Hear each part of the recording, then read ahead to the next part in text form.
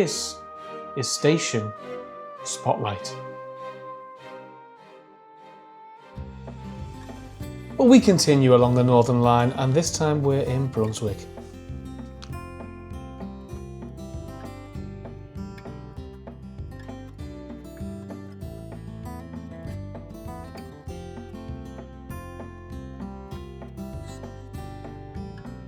It was reopened in 1998 for the redeveloped docks. Just a stone's throw away from Brunswick Station, you have the marina. Now that hosts a few restaurants and bars, but personally I just like standing around and watching the boats, especially on a day like this.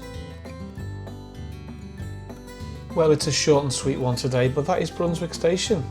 Do pop along, go and have a look around the marina. And if you're a big boat fan, it's definitely worth a visit. See you on the next one. Please like and subscribe.